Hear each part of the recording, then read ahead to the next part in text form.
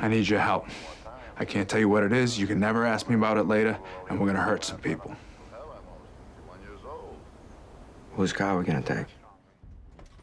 The 2010 Ben Affleck thriller The Town was based on the novel Prince of Thieves, the best-known work by writer Chuck Hogan.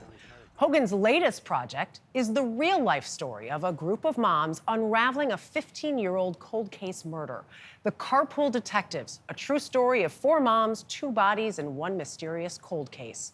For privacy and security, the identifying details of the crime and the names of those involved were all changed in the book, other than the 4 moms investigating and their spouses.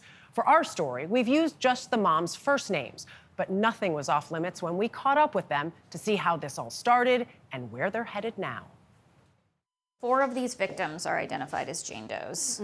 Only 1 victim survived to tell her story. It's not exactly your typical Kitchen Island conversation. And then you look at where the victims are, they're clumped around where he's located. But these women are anything but typical. I think that some of the later ones they did collect DNA on, and some of the earlier ones they did not, because that wasn't in play. Marissa, Jeannie, Samira, and Nicole are now 18 months into their latest cold case investigation. This one, a serial killer in Southern California in the 70s and 80s, around the same time as the notorious Hillside Stranglers. What about this case spoke to you that said, we want to be a part of this? I think, at least for me, the Jane Does, like the fact that so many women had been brutally murdered and there were no names. I mean, it broke our heart and, I mean, really compels you to want to do something. 5 years ago, these 4 moms dug into their first cold case. Marissa, a former forensic accountant, came across it while she was back in school studying investigative journalism. They were showing B-roll footage, and it was a car being extracted from a ravine, and it said what was once thought to be a terrible accident is now being investigated as a double homicide. So I went home and I Googled it, and I realized that it had not been solved and that there was some really interesting financial details, and I was so familiar with that environment that I kind of started digging and pulling at strings and pulling at strings, and it just took off from there. After sharing some of her findings with Jeannie, she got on board. I had the thought that I love to go down rabbit holes, I love to get the answers, and so I was thinking about doing some investigative journalism with the purpose of really using the research part. Then, while chatting about it at a fundraiser for their kids' school, Samira and Nicole were hooked. And I think there was a lull in the conversation, and I just kind of threw it out there. I was like, I'm looking into this cold case, and I saw them kind of lean in. This just seemed like, how is this case cold? How do we still not know who did it? It just really pulled us in. It's such a sharp divide. I don't even think you would put the wheels over. Just casual acquaintances at the time, all coincidentally had backgrounds conducive to the investigatory work, from research to project management. If it was in neutral, can't make the back wheels go unless it's being pushed.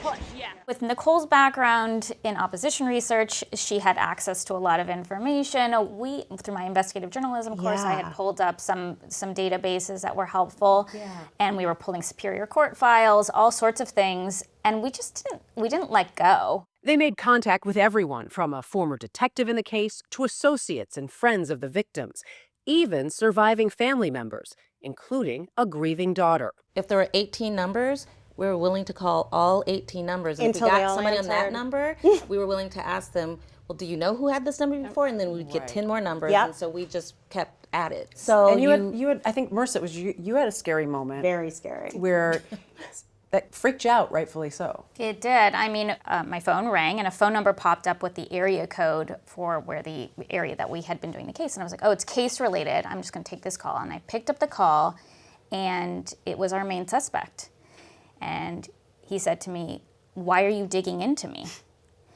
And all the blood drained out of my body. I just remember like, what have I done? Like, this is so dumb. I've been writing fiction for 30 years, and it's so rare that a good story, a good fictional story comes along. And here's a great story, and it's true. For novelist and screenwriter Chuck Hogan, it wasn't their detective work that was most intriguing. The frosting on top was their story. The story of these 4 women who literally changed themselves and their lives. They were sort of, as they describe it, they were at a loss for their identity. They weren't sure what their next step was going to be. He shares their journey in The Carpool Detectives, his first work of nonfiction, detailing the women's 2.5-year odyssey. When you think about 4 women finding themselves, finding each other, thinking about writing an article about a crime, and then they wind up not only solving a double homicide, but exposing this criminal conspiracy behind it, and then becoming full-fledged detectives themselves. It never happens. Right. Hollywood would not have believed you if you wanted to do it as a movie.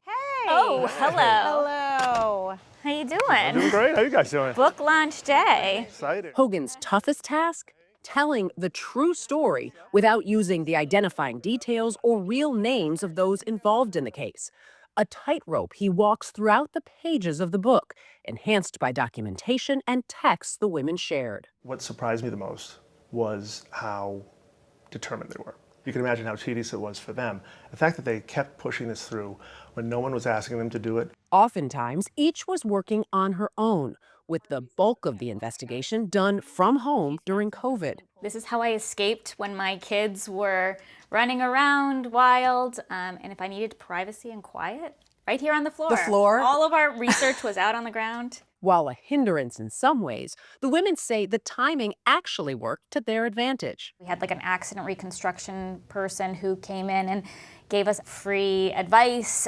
We spoke with somebody who was a cell phone tower expert who usually charges a lot, and somebody gave us access to a mapping system that only law enforcement has access to. I think people sensed that we were doing this for altruistic reasons. We were not law enforcement, and so people were willing to help, and that felt great. Right. So we can see that he was in a 1-mile radius of almost all of these killings. And not just where they went missing, but also where they were found. Yeah. And has a very violent past. With their latest case, there are new families these women are hoping to provide some closure for. Any sort of evidence that was collected at the crime scene that might connect him to these victims, the hope is that we can connect those things. The end to their darkest hour, light for these women in the road ahead.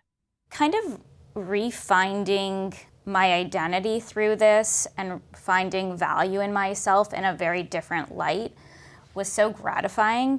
And to do it with women who I love and who we sit and laugh together and we help each other when things go wrong, that was, the ultimate gift. And all the women really shared a similar thought. Law enforcement, so impressed with the work that they had done, they sort of said, here are a bunch of other cold cases, and that's how they're on this other one now. Samira said something to me that really stood out, though, about the idea, we all fantasize about this. I love true crime, I'm gonna solve a case. Yeah. But it is real. When you're talking with the families of victims, when you're talking with potential suspects, it's the real deal, and the book is great. Oh, this is unbelievable. I was just hooked on every single word. Never underestimate a mom on a mission, I'll just say that.